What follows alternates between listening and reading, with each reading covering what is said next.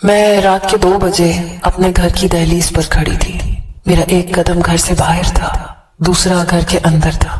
گھر کے اندر میرے خواب تھے، میری محنت تھی، میری زندگی بھر کی کمائی تھی اور میرے خاندان کی عزت تھی جس نے میرے قدم زنجیر کر دیے تھے۔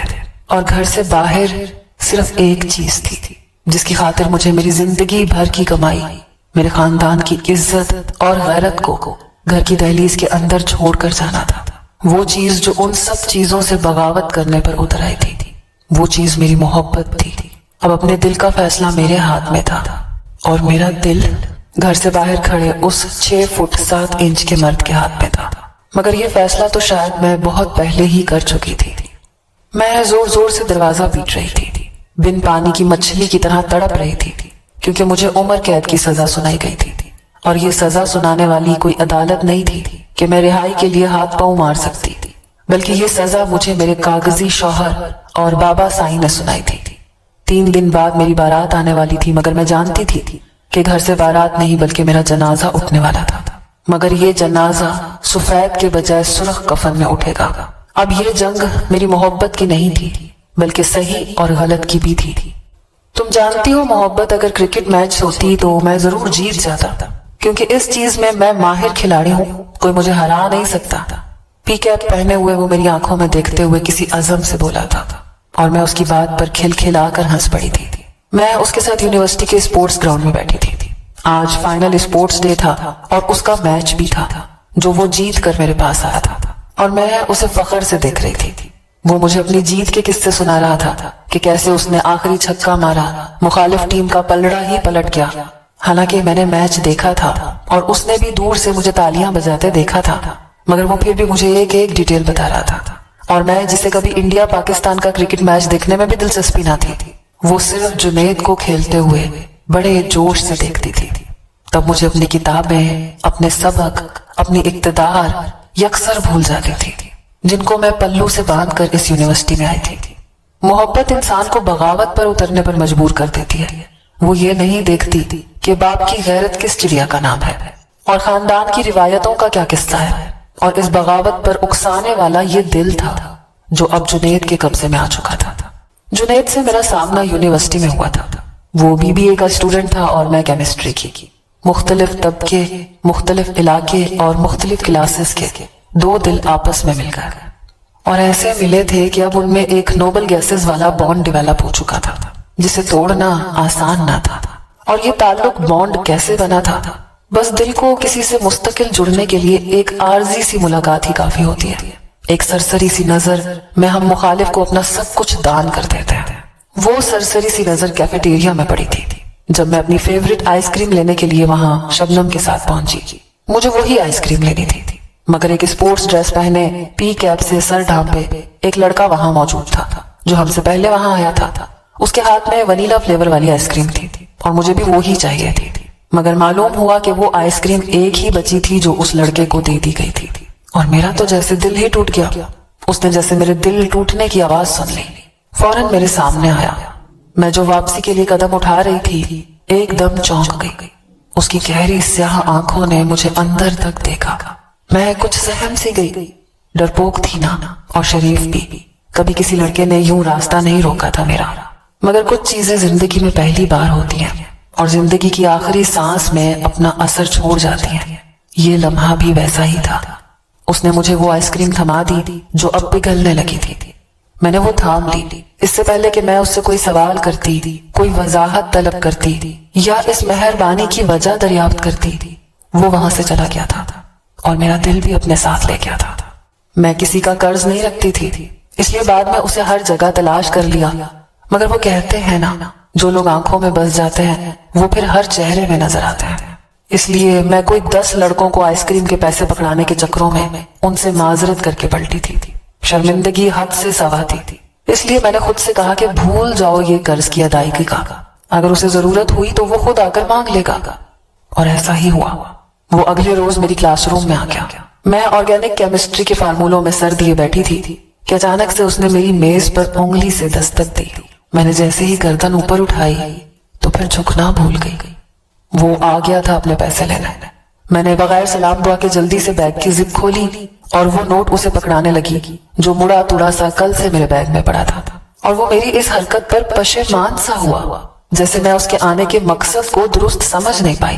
اس نے مجھے اشارہ کیا کہ باہر ملتے ہیں، اور میں حیران اس کا منہ دیکھنے لگی، کیونکہ سب جانتے تھے کہ فاطمہ نے آج تک کسی کلاس کے لڑکے سے بھی بات نہیں کی تھی، اور ایک دوسری کلاس کا لڑکا اسے باہر آنے کا اشارہ کر رہا تھا۔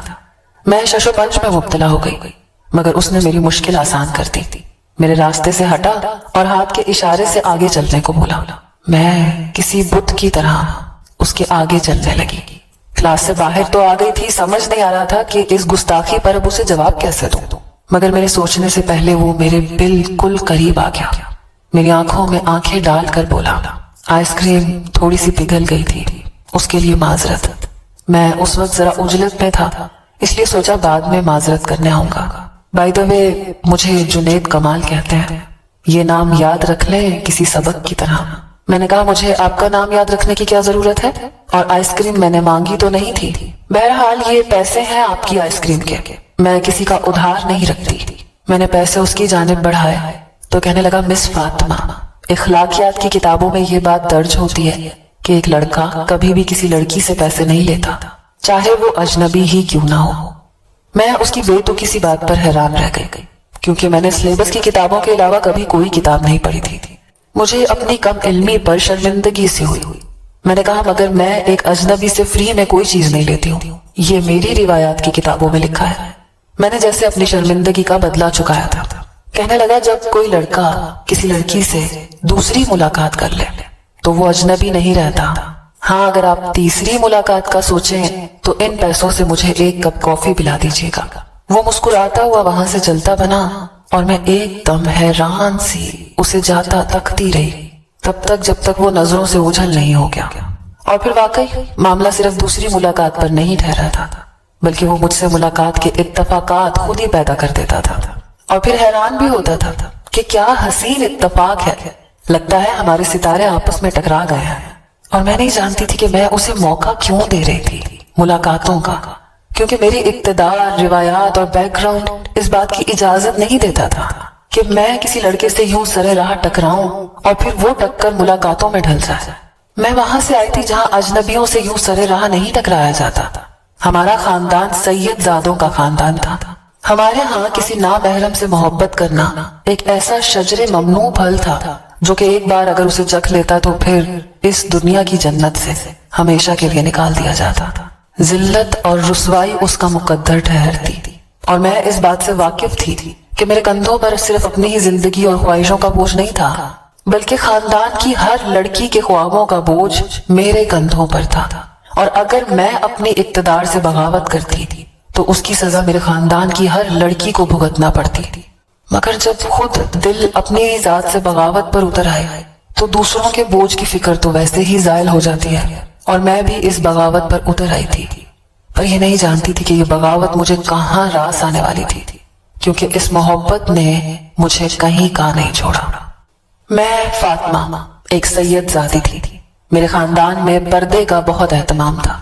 بچپن سے ہی ہمیں یہ بات گھٹی میں گھول کر پلائی گئی تھی کہ اس خاندان کی لڑکیوں کو اپنی مرضی اور آزادی سے جینے کا کوئی حق نہیں ہے، ویسے ہی جینا ہوگا جیسے ایک سات پردوں میں چھپی عورت جیتی ہے، اپنے گھر کی چار دیواری میں رہتی ہے، اپنی اور اپنے خاندان کی عزت کی حفاظت کرتی ہے، اس کی اقتدار کو پلو سے باندھ کر رکھتی ہے۔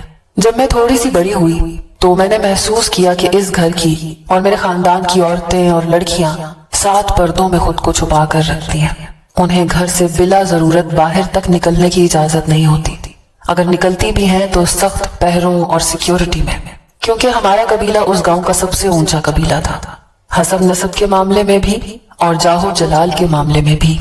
میرے بابا اس گاؤں کے سب سے بڑے جاگیردار کے بیٹے تھے اور انہی کے گدی نشین بھی تھے، مال و دولت کی، آسائشوں کی کوئی کمی نہ تھی، مگر یہ سب کچھ صرف گھر کی چار دیواری کے اندر میسر تھا، باہر نہیں۔ ہمارے ہاں لڑکیوں کو دنیاوی تعلیم بھی بس واجبی سی دی جاتی تھی، بس میٹرک تک، اس کے بعد بس گھرداری سکھائی جاتی تھی۔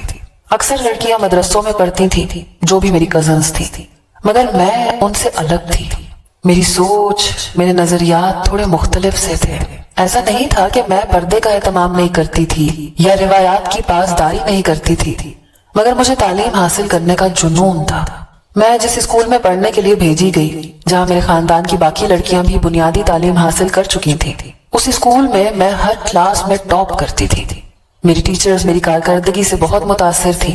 میٹرک میں نے پورے بورڈ میں ٹاپ کیا تھا، اور جب یہ خوشی کی خبر بابا جان کو سنائی تو وہ بھی کافی خوش ہوئے، کیونکہ ماں باپ کو اولاد کی کامیابیاں خوش ہی کرتی ہیں۔ پھر اس کے بعد میں نے ضد کی کہ مجھے آگے بھی پڑھنا ہے، مگر یہ ایک ایسی ضد تھی جس پر بابا جان ایک دم خاموش ہو گئے، کیونکہ اس خاندان کی لڑکیاں میٹرک کے بعد گھر میں ہی رہتی تھیں، اور میں وہ واحد لڑکی تھی جس نے آگے پڑھنے کی ضد کی تھی، مگر میں ہی وہ واحد لڑکی تھی جس نے بورڈ میں ٹاپ کیا تھا، اور مجھے آگے اسکالرشپ پر کافی زیادہ کالجز اپروچ کر رہے تھے۔ بابا جان کے لیے بھی فیصلہ کرنا مشکل تھا، اور میں اپنی بات منوانا چاہتی تھی، اس لیے بہت جتن کے بعد مجھے شہر میں کالج میں پڑھنے کی اجازت مل گئی، مگر وہ اجازت ایسے ہی نہیں ملی تھی کہ میں منہ اٹھا کر اپنی مرضی سے وہاں چلی جاؤں، نہیں، بلکہ میں برقع پہن کر جاتی تھی۔ مجھے چھوڑنے اور لانے کے لیے بابا سائیں گاڑی بھیجتے تھے، جو تب تک وہیں رہتی تھی۔ میں وہاں جا کر بھی کڑی نگرانی میں ہوتی تھی۔ کالج میں گرلز اور بوائز کی سپریشن تھی، اور مجھے یہی چاہیے تھا، کیونکہ مجھے صرف پڑھنا تھا، بہت پڑھنا تھا۔ میرا جنون تھا کتابوں میں سر دیے رکھنا۔ مجھے جو سکون کتابیں دیتی تھی کوئی اور چیز نہیں دیتی تھی۔ گھر میں بھی میں ہر وقت کتابوں میں سر دیے بیٹھی رہتی تھی۔ میرے ٹیسٹ میں اگر ایک آدھ نمبر بھی کٹ جاتا تو میں بخار میں مبتلا ہو جاتی تھی۔ جس روز میرا بورڈ کا پیپر تھا اس سے ایک دن پہلے میرا بی پی شوٹ کر گیا تھا۔ اتنی ٹینشن تھی کہ گھر والے بھی ٹینشن میں آ گئے۔ مجھے لگتا تھا مجھے پیپر میں سب بھول جائے گا۔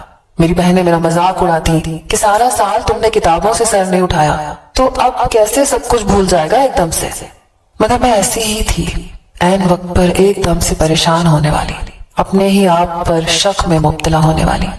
مگر شکر کہ جب پیپرز دیے اور رزلٹ والا دن آیا تو وہ میری زندگی کے سب سے بڑے خواب اور خوشی کی تکمیل کا دن تھا۔ میں نے پورے بورڈ میں ٹاپ کیا تھا۔ حکومت کی طرف سے مجھے انعام لینے کے لیے بلوایا گیا تھا۔ میں اپنے بابا سائیں کے ساتھ وہاں اس تقریب میں گئی تھی۔ میں نے برقع پہنا ہوا تھا، ہاتھوں پر دستانے پہنے ہوئے تھے۔ مجھے وزیر تعلیم نے خود اپنے ہاتھوں سے انعام دیا تھا، اور میں نے اسی وقت سوچ لیا تھا کہ میں اپنی کامیابیوں کا سلسلہ یہاں ختم نہیں کروں گی۔ مجھے بہت آگے تک جانا تھا، مجھے سائنٹسٹ بننا تھا۔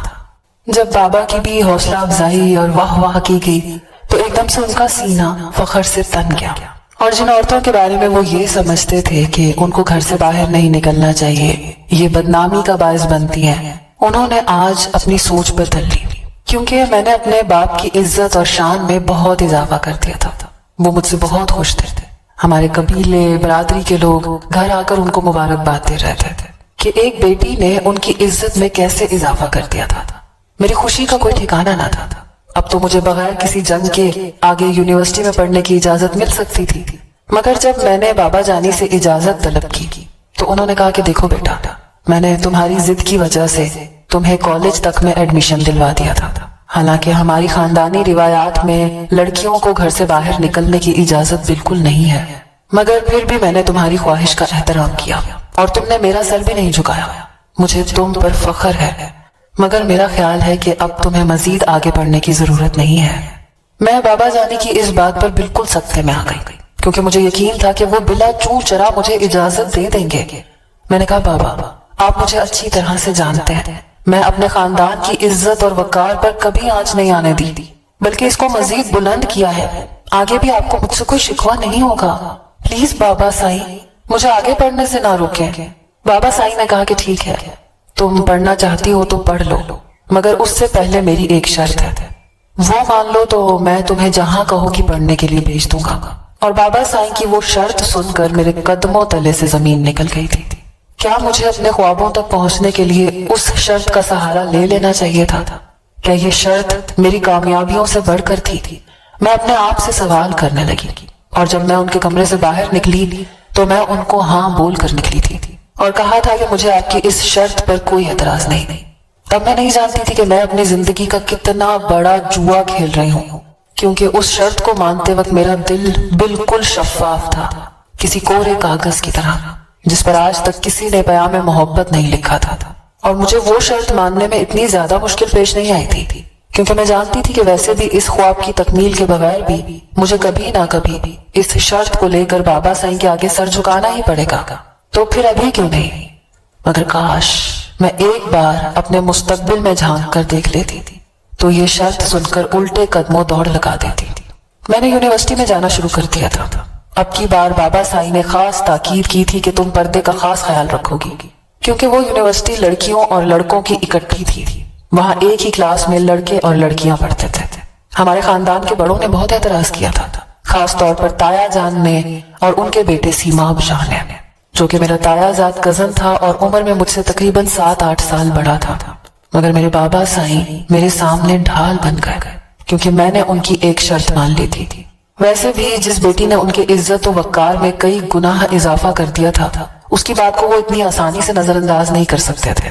اس لیے سب کی مخالفت کے باوجود بھی میں اس یونیورسٹی میں، جو کہ شہر کی سب سے بڑی یونیورسٹی تھی، اس میں اسکالرشپ پر پڑھنے لگی۔ میرا سارا دھیان اپنی تعلیم پر تھا۔ میں اس ملک کی مایا ناز سائنٹسٹ بننا چاہتی تھی۔ میں نے کیمسٹری کے سبجیکٹ کو اپنے لیے منتخب کیا تھا، کیونکہ شروع سے مجھے کیمسٹری بہت پسند تھی۔ کچھ ہی عرصے کے بعد میں کیمسٹری کے پورے ڈپارٹمنٹ میں ایک نمایاں حیثیت کی حامل بن چکی تھی، کیونکہ ہر سیمسٹر میں ٹاپ پر جا رہی تھی۔ میرے پروفیسرز مجھ سے بہت متاثر تھے۔ کبھی کبھی تو میں ان سے ایسے سوال کرتی تھی کہ وہ ایک دم میری شکل دیکھتے رہ جاتے تھے۔ مجھے کبھی کبھی لگتا تھا کہ شاید میرے یہ سوال ان کی کمپیٹیبلٹی سے بہت آگے کی چیز ہے، اور جس سوال کا جواب مجھے نہیں ملتا تھا میں خاموش ہو جاتی تھی۔ میں انہیں شرمندہ نہیں کرتی تھی اور میں خود ہی اس کو کھوجنے کی کوشش کرتی تھی۔ میں نے بہت محدود دوستیاں بنائی۔ لڑکوں سے تو میرا دور دور تک کوئی پالا بھی نہیں تھا۔ وہ تو میرے لیے ایسے تھے جیسے شجر ممنوع ہوں۔ جب کبھی کوئی کلاس کا لڑکا مجھ سے بات کرنے کی کوشش کرتا تھا، چاہے سبجیکٹ کے حوالے سے ہی، تو میں فوراً وہاں سے اٹھ کر چلی جاتی تھی، کیونکہ بابا سائیں کی آواز میرے کانوں میں گونجنے لگتی تھی، جنہوں نے کہا تھا کہ بیٹا کبھی بھی ہمارے خاندان کی روایات اور اقتدار سے جنگ نہ کرنا۔ میں تمہیں پڑھنے کی اجازت تو دے رہا ہوں، مگر ہماری عزت اور وقار کی حفاظت اپنی جان سے بڑھ کر کرنا۔ مجھے بھلا اس بات سے کیا اعتراض ہو سکتا تھا؟ تب مجھے بابا سائیں کی یہ بات اور حکم ماننا بہت آسان لگا تھا، اس لیے ان کی وہ شرط بھی مان لی تھی۔ مگر مجھے نہیں معلوم تھا کہ اس یونیورسٹی میں جنید کمال نامی بھی کوئی بلا ہوگی، جو بچپن کے میرے اس خون میں شامل اصولوں اور روایات سے مجھے بغاوت کرنے پر مجبور کر دے گا، اور میں اپنے ہی دل پر ایسے اختیار کھو دوں گی کہ بابا سائیں کی اس شرط کو بھی نظر انداز کر دوں گی، جو بہت جلد میری زندگی میں ایک طوفان کی شکل اختیار کرنے والی تھی۔ کہتے ہیں کہ اگر آئنسٹائن کو کسی لڑکی سے عشق ہو جاتا تو شاید وہ اپنی ریلیٹیوٹی کی سب سے بڑی تھیوری کی کتاب لکھنے کے بجائے محبت کی کوئی کتاب لکھ دیتا، کیونکہ محبت بھلے چنگے انسان کی مت مار دیتی ہے۔ سمجھدار انسان کی عقل بھی گھاس چرنے نکل پڑتی ہے جب محبت دل پر دستک دیتی ہے۔ میرے ساتھ بھی تو بالکل ایسے ہی ہوا تھا۔ میری سوچ باغی ہو چکی تھی، میرا دل اپنے اختیار سے بہت آگے نکل چکا تھا، اتنا آگے کہ اسے واپس پلٹنے کے لیے اکساتی تو شاید وہ سینہ توڑ کر باہر آ جاتا تھا اور محبوب کے قدموں میں گر جاتا تھا، اور وہ محبوب اپنے ہاتھ میں 2 کولڈ ڈرنکس لیے میرے سامنے کھڑا تھا۔ میں پیپر دے کر ہانپتی ہوئی باہر آئی تو اس نے کولڈ ڈرنک مجھے تھمایا، میرے ہاتھ سے میری کتابیں پکڑ کر ساتھ چلنے لگا۔ میں اپنے نقاب کے اندر ہی پائپ ڈال کر پینے لگی۔ میرا بی پی بہت ہائی ہو جاتا تھا ایگزام سے پہلے، اور اسے نارمل ہونے میں کافی دیر لگتی تھی، مگر جنید کو دیکھ کر ہی میری آدھی ٹینشن دور ہو جاتی تھی۔ وہ اتنے کم عرصے میں مجھے اتنا جان گیا تھا کہ شاید میں خود کو بھی اتنا نہیں جانتی تھی۔ اس کا ساتھ گھنی چھاؤں جیسا تھا، جب وہ دور جاتا تھا تو لگتا تھا میں ایک دم سے دھوپ میں کھڑی ہو گئی ہوں۔ نہ جانے کیا کشش تھی جو مجھے اتنی شدت سے اس کی طرف کھینچتی تھی کہ میں اپنے ہی آپ سے بغاوت کرنے پر اتر آئی تھی۔ جب اس کے ساتھ ہوتی تھی تو اپنے اصل کو بھول جاتی تھی، اور یوں لگتا تھا جیسے جنید ہی میرا اصل ہے، میری پرچھائی جو مجھ سے چھن گئی تھی اور میں بھٹک رہی تھی، اور اب وہ ملا ہے تو میں اپنے آپ سے مل گئی ہوں۔ اس نے ابھی تک میرا چہرہ نہیں دیکھا تھا، نہ کبھی ضد کی تھی۔ وہ محبت سے پہلے احترام کرتا تھا، اور یہی چیز مجھے اس کی طرف کھینچتی تھی، کیونکہ اگر ایک لڑکا لڑکی سے دل لبھانے والی باتیں تو کرے، چاند تارے توڑ لانے کے قصے تو سنائے، مگر اس کی خواہش کا احترام نہ کرے تو اس کی محبت سچی نہیں ہوتی، بس وہ کتابی ہوتی ہے، فرضی اور لگاوٹ والی، اور جب وہ لگاوٹ ختم ہو جاتی ہے تو محبت بھی دم توڑ دیتی ہے۔ مگر وہ الگ تھا، وہ بڑی بڑی باتیں نہیں کرتا تھا مگر میری چھوٹی چھوٹی خواہشوں کا احترام کرتا تھا، میرے موڈ کے مطابق چلتا تھا۔ میں اگر مصروف ہوتی تو دور سے ہی مجھے اپنی نظروں کے حصار میں رکھتا، قریب نہ آتا، اور جب میرا دل چاہتا کہ وہ میرے پاس آئے، مجھ سے باتیں کرے، تو میرے بلائے بغیر ہی آ جاتا تھا۔ میرا چوتھا سیمسٹر چل رہا تھا اور اس کا BBA کا لاسٹ سیمسٹر تھا۔ پھر اس نے اپنے باپ کا بزنس سنبھالنا تھا۔ وہ ایک بڑے بزنس مین کا بیٹا تھا جو کافی لبرل تھے، اپنی اولاد کی خواہش کا احترام کرتے تھے کیونکہ وہ جانتے تھے کہ ان کو اپنی زندگی جینے کا حق ہے جو خدا نے انہیں سونپا ہے۔ وہ خدا کے راستے میں نہیں آتے تھے، اور میں بڑے جاگیردار کی بیٹی جس کے پاؤں پر روایات اور اقتدار کی زنجیریں بندھی تھی اور جس کے دل پر خاندان کی عزت اور وقار کے تالے لگے تھے جنہیں کھولنے کی اجازت نہ تھی، مگر دل اجازت مانگتا کہاں ہے، یہ تو من مانی کرتا ہے بس، اور من مانی کر رہا تھا۔ مگر مشکل تو تب آئی جب اس دل کو من مانی مہنگی پڑ گئی اور وہ ایک ایسے کڑے امتحان میں پڑ گیا جو نصاب کی کتابوں سے کئی گناہ مشکل تھا، شاید ناممکن۔ میں اس کی بات سن کر ایک دم سے چونکی تھی، جیسے ایک نارمل انسان حواس باختہ سے ہو جاتا ہے، بالکل ویسے ہی میرے حلق سے کافی کا گھونٹ بڑی مشکل سے نیچے گیا تھا جو میں اس کے ساتھ بیٹھ کر پی رہی تھی۔ اس نے کہا کہ میرے بابا چاہتے ہیں کہ میں ان کا بزنس سنبھالنے سے پہلے گھر سنبھال لوں، اور اس کے لیے مجھے ایک عدد بیوی کی ضرورت ہے۔ تم بتاؤ تمہارا کیا خیال ہے؟ تم اپنی اسٹڈیز پہلے مکمل کرنا چاہتی ہو یا شادی کے بعد؟ وہ مجھ سے پوچھ رہا تھا یا شاید مجھے بتا رہا تھا، اور میں جو ابھی سے کوئی بڑا رسک نہیں لینا چاہ رہی تھی، بس محبت کرنا چاہ رہی تھی، ایک دم سے بوکھلا گئی۔ میری آنکھوں کی تشویش دیکھ کر وہ بولا کہ پریشان مت ہو، میرے بابا بہت اچھے سے سب کچھ سنبھال لیں گے، وہ تمہارے بابا سائیں کو ایسے ڈیل کریں گے کہ ان کو ماننا ہی پڑے گا، اور پھر جب وہ مجھ جیسا ہینڈسم داماد دیکھیں گے تو خوش ہو جائیں گے، وہ چہک کر بولا تھا، اور میں بابا سائیں کا نام سن کر ہی ایک دم سے بدک گئی تھی۔ کاش کہ ہم محبت کرنے سے پہلے سوچ لیں کہ ہماری زندگی میں اس محبت کے نام پر کیسے بڑے امتحان آئیں گے، اور کیا ہم ان امتحانوں میں کامیاب ہونے کے اہل بن سکتے ہیں۔ میں جو ہر امتحان میں کامیابی کے جھنڈے گاڑتی آ رہی تھی، اچانک سے اپنی زندگی کے سب سے بڑے امتحان میں ناکامی کا سوچتے ہی میرا BP ہائی ہونے لگا۔ میں نے ایک دم سے کافی کا آدھا کپ نیچے گھاس پر رکھا اور وہاں سے اٹھنے لگی۔ وہ بھی میرے ساتھ اٹھا، کہا کہ نہ تمہاری کافی مکمل ہوئی ہے اور نہ ہماری بات، نیچے بیٹھو، ریلیکس ہو کر بات کرو، اور میں پھر وہیں بیٹھ گئی، اس کی ہر بات ماننا جیسے مجھ پر فرض ہو۔ میں اس امتحان سے ابھی تک بھاگتی آ رہی تھی، اب مزید بھاگ نہیں سکتی تھی۔ میں نے اسے یہ تو بتایا تھا کہ میں اس سے کتنی محبت کرتی ہوں، مگر یہ کبھی نہ بتا سکی کہ بابا سائیں نے یہاں بھیجنے سے پہلے مجھ سے ایک شرط بھی رکھی تھی اور جسے میں پورا بھی کر چکی تھی۔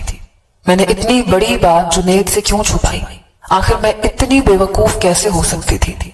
وہ جو بے چین نگاہوں سے مجھے دیکھ رہا تھا، جیسے میرے جواب کا منتظر ہو، جیسے میری ہاں کا منتظر ہو، میں اسے کیا بتاتی کہ یہ ہاں تو میں کسی اور کے لیے بول چکی ہوں۔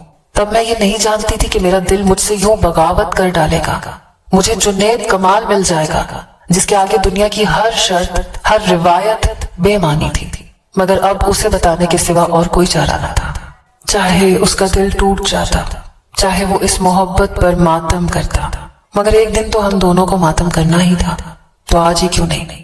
اور جب میں نے اسے بتایا تو وہ کچھ دیر کے لیے تو گم سم مجھے دیکھتا رہا، جیسے اس کے پاس الفاظ نہ ہوں کہ وہ آگے کیا بولے۔ وہ اپنی ہونے والی بیوی جسے وہ شاید اپنی زندگی کی ساتھی مان چکا تھا، تسلیم کر چکا تھا، اس کے منہ سے ایسی بات سننا اس کا دل توڑ گیا، اور میں جانتی تھی کہ کبھی نہ کبھی تو اس اذیت میں اسے مبتلا ہونا ہی پڑے گا۔ میں اپنی بات ختم کر کے بے جان قدموں سے وہاں سے اٹھی اور واپسی کی راہ لے لی۔ میں جانتی تھی کہ وہ پیچھے سے آواز نہیں دے گا، یہ نہیں کہے گا کہ تمہاری کافی ابھی ختم نہیں ہوئی، کیونکہ میں کافی کے آدھے کپ کے ساتھ اپنی محبت کا قصہ ختم کر چکی تھی۔ میں اپنے گھر کی دہلیز پر کھڑی تھی، ایک بڑی سی چادر خود پر لپیٹے ہوئے، میرا ایک قدم گھر سے باہر تھا، دوسرا گھر کے اندر تھا۔ گھر کے اندر میری روایات تھیں، میری اقتدار تھی، اور بابا جان کی وہ شرط جس نے میرے قدم زنجیر کر رکھے تھے، اور گھر سے باہر صرف ایک چیز تھی جس کے آگے میں نے اپنے بابا سائیں کے اصولوں سے بغاوت کی تھی، اپنے خاندان کی باقی لڑکیوں کی زندگی کی ڈور جو میرے ہاتھ میں تھی، خود کو اس ڈور سے آزاد کیا تھا۔ और वो चीज मेरी मोहब्बत थी, जो सामने एक स्याह गाड़ी में बैठी मेरा इंतजार कर रही थी। उसकी आंखों में बेचैनी थी, बेकरारी थी, मगर वो खामोशी से मेरा इंतजार कर रहा था, क्योंकि उसने ये फैसला मेरे हाथ में दिया था और उसे इस फैसले का एहतराम करना था। और फैसला तो शायद मैं बहुत पहले कर चुकी थी, इसलिए मैंने अपने कदम उस कमरे में मौजूद सिर्फ मैं और मेरे बाबा साईं थे। मैं उनसे यूनिवर्सिटी में एडमिशन लेने की इजाजत तलब कर रही थी। पहले तो उन्होंने इनकार कर दिया, फिर एक ऐसी शर्त रखी कि मैं एकदम खामोश हो गई। फिर मैंने सोचा कि मेरे नजदीक मेरी तालीम और मेरे ख्वाबों से बढ़कर और कुछ भी नहीं है, और ये शर्त तो मुझे कभी ना कभी मानना ही थी। इसलिए मैंने उनको हाँ में सर हिला दिया और कहा कि बाबा साईं, आप जो भी फैसला करेंगे मुझे मंजूर है, बस मुझसे मेरे ख्वाब ना छीने। वो मेरी तरफ देखकर मुस्कुराने लगे, मेरे सर पर हाथ रख दिया, कहने लगे, कल जब तुम यूनिवर्सिटी जाओगी तो तुम अकेली लड़की नहीं जाओगी, बल्कि अपने खानदान की दूसरी लड़कियों का मुस्तकबिल अपने साथ लेकर जाओगी। अगर तुमने हमें मायूस नहीं किया तो इस खानदान की दूसरी लड़कियां भी जो घर की चार दीवारी में कैद होकर रह गई हैं, वो भी अपने ख्वाब पूरे कर सकेंगी। क्योंकि मुझे लगता था कि शायद हम अपनी औरतों को घर से बाहर भेजेंगे तो हमारी बदनामी होगी, पर तुमने मेरी इस सोच को बदल दिया। इसलिए मुझे तुम पर मान है, और मेरी शर्त मानने के बाद तो अब मुझे किसी किस्म की कोई परेशानी नहीं होगी। मैं तुमसे भी यही उम्मीद करता हूँ कि तुम मुझे परेशान नहीं करोगी। मैं सर झुकाए बाबा जान का हुक्म सुन रही थी, और मेरा दिल इस बात को तस्लीम भी कर रहा था, क्योंकि उस वक्त मेरा दिल बिल्कुल कोरे कागज जैसा शफाफ था, उस पर मोहब्बत की पहली बूंद नहीं गिरी थी। इसलिए ये शर्त मुझे इतनी बड़ी नहीं लग रही थी। अगले जुमे मैंने अपने घर में ही सादगी के साथ एक पेपर पर साइन कर दिए थे। वो सिर्फ एक पेपर नहीं था, वो एक निकाहनामा था, और मैं सीमाब की मनकूहा बन चुकी थी। तय यही पाया था कि रुखसती मेरी तालीम मुकम्मल होने के बाद होगी। सीमाब, जो मेरा ताया जान का बड़ा बेटा था, उसकी तालीम बिल्कुल वाजिबी सी थी। वो किसी हवाले से मेरा अहल नहीं था। मालो दौलत में चाहे वो जितना भी ज्यादा बुलंद हो, मगर एक इंसान जो मेरी सोच पर पूरा ना उतरे, मेरे सामने उसके मालो दौलत की कोई हैसियत नहीं। क्योंकि एक तालीम याफ्ता और बाशऊर इंसान अपने हमसफर को भी अपने जैसा ही देखना चाहता है, ताकि उनकी सोच आपस में मिल सके। मगर वो बिल्कुल भी मेरे जैसा ना था। पर मुझे बाबा साईं का हुक्म मानना ही था, क्योंकि मुझे अपनी जिंदगी का सबसे बड़ा ख्वाब, साइंटिस्ट बनने का ख्वाब, पूरा करना था। इसलिए मैंने चुपचाप निकाहनामे पर दस्तखत कर दिए और अगले दिन यूनिवर्सिटी में अपने ख्वाब की तकमील के लिए कदम बढ़ा दिए। मगर जब जुनैद कमाल से मेरा सामना हुआ तो मुझे लगा कि क्या वाकई ऐसे इंसान भी इस दुनिया में होते हैं जो एक औरत की राय को इतनी अहमियत देते हैं, उसका इतना एहतराम करते हैं। वो एहतराम जो मेरा दीन सिखाता है। उसे अपने दीन की बुनियादी तालीम अच्छे से याद थी, जो हम खुद को सबसे बड़े दीनदार समझने वाले भूल चुके थे, कि औरत की राय भी काबिल एहतराम होती है, और उस पर यूं धौंस जमाना, उसे अपना गुलाम समझना सरासर गलत है। और सीमाब की सोच बिल्कुल ऐसी ही थी। वो बस औरत पर हुक्मरानी करने के लिए था।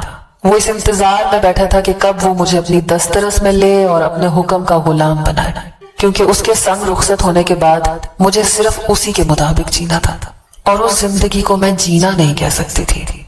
ये फैसला सिर्फ मेरे दिल का नहीं था, बल्कि दिमाग का भी बन चुका था, क्योंकि तालीम ने मुझे वो शऊर दिया था कि मुझे अपने अच्छे और बुरे की पहचान हो गई थी। एक तरफ जुनैद कमाल था, जो अपने आप में बेमिसाल था, जिसकी नजरों में एहतराम छलकता था, जो एक बाशऊर इंसान था, जिसे मालूम था कि औरत भी एक इंसान होती है, उसकी पसंद होती है, नापसंद होती है, और उसको भेड़ बकरियों की तरह अपनी मर्जी से नहीं हाँका जा सकता था। और दूसरी तरफ सीमाब था, जो सरासर जुनैद का उलट था, जिसकी नजर में मर्द औरत से बहुत बुलंद होता है, इतना बुलंद कि वो चाहे तो औरत को जूते की नोक से कुचल दे और उसको जायज और हक भी समझे। मैं अपनी जिंदगी का फैसला अब सिर्फ मोहब्बत की कसौटी पर नहीं कर सकती थी, बल्कि मैं सही और गलत के दौराहे पर आन खड़ी थी। और ये पहचान मुझे मेरी तालीम ने सिखाई थी, जो मैंने आज तक पढ़ी थी और जो मेरे दीन ने भी मुझे बताई थी, जिससे मेरे खानदान के लोग ना बलकते। इसलिए मैंने एक ऐसा रिस्क लेने का सोचा जो शायद मैं कभी ख्वाब में भी नहीं सोच सकती थी। मैंने बाबा साईं से अपने हक की बात करने की ठान ली, मगर उससे पहले कुछ ऐसा हुआ कि मेरी जिंदगी का रुख ही पलट गया। एकदम से मेरे मुस्तकबिल की सारी प्लानिंग धरी की धरी रह गई, क्योंकि जब मैंने जुनैद कमाल को अपनी शर्त बताकर कॉफी का अधूरा कप और मोहब्बत का पूरा खात्मा करके मैं पलट गई, और उसकी आंखों में मान टूट जाने की किरचियां रकम थी। तो अचानक ही कुछ ऐसा हुआ कि मैं दहल कर रह गई और अपने पूरे कद के साथ जमीन में धंस गई, क्योंकि सीमाब ने हमें एक साथ देख लिया था। वो आज मुझे खुद ड्राइवर की जगह लेने आया था और शायद आज मेरी घर वापसी हमेशा की वापसी थी। उसने मुझे बाजू से पकड़कर अपनी जानिब खींचा तो मारे हद तक कि मैं सुर्ख पड़ गई। और जुनैद कमाल उसकी इस दर्जा बदतमीजी पर एकदम चौंक गया। शायद ऐसे इंसान से उसका पाला पहली बार पड़ा हो जो औरत की तजलील करने में PhD याफ्ता था। वो अपनी मोहब्बत के रूठ जाने पर सख्ते में था, ऊपर से इस अचानक उफ्ताद पर तो मजीद दंग रह गया। मगर उसने फिर वो किया जो एक गैरतमंद इंसान करता है, क्योंकि उसने सिर्फ मोहब्बत के सबक ही नहीं पढ़े थे बल्कि हकूक़ इंसानियत के असबाब भी उसे अच्छी तरह से याद थे। इसलिए उसने उनकी पासदारी का अमली मुजाहिरा पेश किया और सीमाब के मुंह पर एक घूंसा जड़ दिया। तभी सीमाब के गुंडों ने उस पर बंदूक तान ली। मैं ऐसे थी कि जैसे बस अब जान निकली कि अब निकली। तब वो उन बंदूकों से डरा नहीं था, बस मेरी आंखों में इल्तिजा देख रहा था जो मैं उससे कर रही थी कि प्लीज मुझे जाने दो। वो बिल्कुल चुप हो गया। वो इज्जतदार और गैरतमंद अपने गुंडों के हमरा मुझे घर लाया, कमरे में बंद कर दिया। मैं जान चुकी थी कि मैं क्या गलती कर बैठी हूँ, जिसकी वजह से आज ना सिर्फ मैं अपनी मोहब्बत से दस्तबरदार हुई थी बल्कि अपनी तालीम से भी हो चुकी थी। मैं जोर जोर से दरवाजा पीट रही थी, बिन पानी की मछली की तरह तड़प रही थी, क्योंकि मुझे उम्र कैद की सजा सुनाई गई थी और ये सजा सुनाने वाली कोई अदालत नहीं थी कि मैं अपनी रिहाई के लिए हाथ पांव मार सकती थी, बल्कि ये सजा मुझे मेरे कागजी शौहर और बाबा साईं ने सुनाई थी। 3 दिन बाद मेरी बारात आने वाली थी, मगर मैं जानती थी कि इस घर से बारात नहीं बल्कि मेरा जनाजा निकलेगा, क्योंकि अब मसला सिर्फ मेरी मोहब्बत का नहीं बल्कि हक और सच का भी था। उस कमरा अदालत में सब खामोश बैठे थे, बस मेरी तरफ देख रहे थे, उम्मीद से, या शायद उन सबकी नजरों में शक था जैसे मुझ पर एतबार ना हो। मैं अपनी सूजी हुई आंखों से और जख्म जख्म वजूद से उठती हुई टीसों को दबाए अपनी आवाज को बुलंद करने वाली थी, अपने हक के लिए, अपनी जिंदगी के लिए और शायद मोहब्बत के लिए भी, क्योंकि आज अगर आवाज दब जाती तो मैं अपनी जिंदगी की सबसे बड़ी मुनाफिक और दोगली लड़की बन जाती, जिसने आज तक जो सबक भी पढ़े थे वो सब झूठे थे। और मुझे ये जंग सिर्फ अपनी मोहब्बत के लिए नहीं लड़ना थी बल्कि अपने अंदर की सच्चाई के लिए भी लड़ना थी। इसलिए मैंने बा आवाज बुलंद कह दिया कि मैं सीमाब शाह से खुला लेना चाहती हूँ। और कमरे में बहुत सारे चेहरे स्याह पड़कर मगर एक चेहरा चमक रहा था, क्योंकि उसने कभी मुझ पर और मेरे फैसलों पर शक नहीं किया था। वो जुनैद कमाल का चेहरा था। मैं उस कैद खाने में जले पैर की बिल्ली की तरह इधर से उधर चक्कर काट रही थी कि अचानक दरवाजा खुला। बाबा साईं सुर्ख अंगारा आंखें लिए हाजिर हुए। मैंने उन्हें उम्मीद से देखा, क्योंकि मैं ही वो लड़की थी जिसने उनकी इज्जत को बुलंद किया था। वो मेरे रूबरू आए, मुझे अफसोस से देखा और एक जन्नाटेदार थप्पड़ मेरी गाल पर चढ़ा।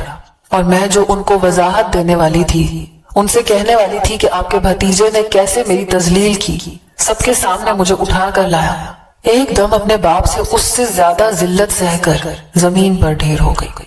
उन्होंने कहा कि बेगैरत, तुम्हें जरा शर्म ना आई इस खानदान की इज्जत को रोलते हुए? इसलिए तेरी ख्वाहिश पूरी की थी कि तू अपने आशिक के साथ गुलछड़े बनाए। ये तालीम लेने जाती थी तुम, ये सीखा है तुमने किताबों से। आज के बाद तुम्हारा यूनिवर्सिटी जाना बंद, जला दी है तुम्हारी किताबें मैंने, और 3 दिन बाद तेरी रुखसती है, समझी? शुक्र करो कि सीमाब जैसे गैरतमंद इंसान ने तुझे फिर भी कबूल कर लिया। कहा कि घर की इज्जत घर में रहे तो अच्छा है, मुझे फख्र है उस पर। ये कहकर वो चले गए, मगर मेरे लिए बेशुमार सवाल छोड़ गए। क्या मेरा उस लड़के के साथ सिर्फ बैठना ज्यादा गलत था, या सीमाब का मुझे गुंडों की तरह से वहां से उठा लाना ज्यादा गलत था? क्या सीमाब का गैरत और इज्जत के नाम पर एक औरत की भरे मजमे में इज्जत को तार तार करना ज्यादा गलत था, या एक जुनैद का मेरी लाखों इल्तिजा पर उसकी गुंडागर्दी के खिलाफ कोई मुजाहिमत ना करना गलत था? मैं जो उनसे कहने वाली थी कि बाबा साईं, मैं तो आपकी इक्तदार की खातिर आज अपनी मोहब्बत से भी दस्तबरदार हो गई थी, उसे हमेशा के लिए छोड़ने का फैसला कर लिया था और शायद इस फैसले पर कायम भी रह पाती थी, मगर सीमाब का यूं मुझे बेइज्जत करके घर लाना और बाबा साईं का मुझे इस हद तक गलत समझना मेरे लिए इन सवालों का सिर्फ एक ही जवाब छोड़ गया था, और वो जवाब था बगावत। मैं जो अपना एक कदम अभी दहलीज के अंदर ही रखे सोच रही थी, या शायद सोच चुकी थी, एकदम से पीछे घर की जानिब पलटी اور گیٹ سے باہر والا قدم واپس گھر کی جانب موڑ لیا۔ جنید جو گاڑی میں بیٹھا مجھے امید سے دیکھ رہا تھا، ایک دم سے جیسے اس کی امید ٹوٹی ہو، جیسے اس نے پہلی بار مجھ سے غلط امید لگائی ہو، جو ٹوٹ کر اس کے چہرے پر کرچیوں کی صورت بکھری ہو۔ مگر میں فیصلہ کر چکی تھی۔ میں واپس گھر کی جانب بھاگی اور اپنے لاؤنج کے دروازے تک آئی۔ میری آنکھوں میں بہت سے آنسو جمع ہو چکے تھے۔ میں نے جو فیصلہ کیا تھا اور اس فیصلے میں جس نے میرا ساتھ دیا تھا، مجھے اس انسان کا شکریہ ادا کرنا تھا۔ میں زور سے اس کے سینے سے جا لگی اور زاروں قطار رونے لگی۔ وہ کوئی اور نہیں، میری اپنی ماں تھی، جو بہت پہلے سے یہ سمجھ چکی تھی کہ ان کی یہ بیٹی ان عورتوں سے مختلف ہے جو غیرت کے نام پر اپنی خوشیوں، خوابوں اور اپنے بنیادی حقوق تک سے محروم رکھی گئی ہے۔ میں وہ پہلی لڑکی تھی جس نے ان تینوں چیزوں سے بغاوت کی تھی۔ میں ان کے سینے سے لگی ان کو الوداع کہہ رہی تھی۔ انہوں نے مجھے کہا کہ آج تم نے صرف خود کو ان جھوٹی روایتوں سے آزاد نہیں کرنا، بلکہ اس خاندان کی عورتوں کو بھی کرنا ہے، اپنے حق کے لیے لڑنا سکھانا ہے۔ اور میں ان کی بات کو پلو سے باندھ کر گھر کی دہلیز پار کر گئی، کیونکہ میں یہ فیصلہ بہت پہلے کر چکی تھی، اور آج اس عدالت میں بیٹھ کر میں اپنے اس فیصلے پر مہر ثبت کر چکی تھی۔ مجھے ان جھوٹی روایتوں میں جکڑ کر زندگی نہیں گزارنا تھی۔ اس زندگی پر میرا بھی حق تھا، اور یہ حق مجھے میری محبت نے نہیں، تعلیم نے دیا تھا۔ سماب نامی غیرت مند انسان کی زندگی سے نکل کر میں نے ایک دم کھلی ہوا میں سانس لیا تھا۔ میں نے خلا کے ساتھ اپنی جان کی حفاظت کا ذمہ بھی قانون سے کیا تھا، کیونکہ میں جانتی تھی کہ مجھے غیرت کے نام پر قتل کر کے دوسری لڑکیوں کے لیے نشان عبرت بنا دیا جانا تھا۔ اس لیے میں قانون کی حفاظت میں تھی۔ اس رات میں جب جنید کے ساتھ اپنے گھر کی دہلیز پار کر کے نکلی تھی تو اس نے مجھے ایک محفوظ جگہ پر پہنچا دیا تھا۔ یہ اس کی خالہ کا گھر تھا جو ایک NGO چلاتی تھی، جس میں مظلوم لڑکیوں کو اپنے حق کے لیے جینا سکھایا جاتا تھا۔ میں عدالت پہنچنے سے پہلے تک وہیں رکی تھی، اور پھر آج خلا کے بعد جنید سے نکاح ہونے تک وہیں ٹھہری تھی۔ آج جنید سے میرا نکاح ہونا تھا۔ میں نہیں جانتی تھی کہ میں محبت کے حصول پر زیادہ خوش تھی یا اپنی آزادی اور خود مختاری پا کر اچھا محسوس کر رہی تھی۔ اپنے حق کی لڑائی میں جیت کر میں سرشار تھی۔ پہلی بار ایک پنجرے سے آزاد چڑیا کی مانند سانس لے رہی تھی، اور میری اس جنگ میں جنید نے میرا ساتھ دیا تھا۔ اپنے خاندان کی لڑکیوں اور خود اپنی بہنوں کو اس گھٹن زدہ ماحول سے نکالنا اتنا آسان نہ تھا، کیونکہ ان کی سوچ پر ان جھوٹی روایتوں کے اتنے سخت پہرے تھے کہ سوائے شعور کی چابی کے وہ کبھی نہیں کھل سکتے تھے، اور وہ چابی ہر ایک کے پاس نہیں ہوتی۔ میں آخر میں صرف ایک بات کہنا چاہتی ہوں کہ جو لوگ یہ سمجھتے ہیں کہ میں اپنی محبت اور عاشق کے لیے اپنے گھر سے بھاگ گئی تھی اور اپنے خاندان کی غیرت کا جنازہ نکال دیا تھا، اور الٹا اپنے اس عمل کو حق کے لیے لڑنا کہہ کر خود کو الزام سے بری کر رہی ہوں، ان لوگوں کے لیے بس اتنا کہوں گی کہ شعور اور فہم والی چابی سے آپ کی فرسودہ سوچ کا تالا کھلے گا، اور یہ چابی ہر ایک کے پاس نہیں ہوتی۔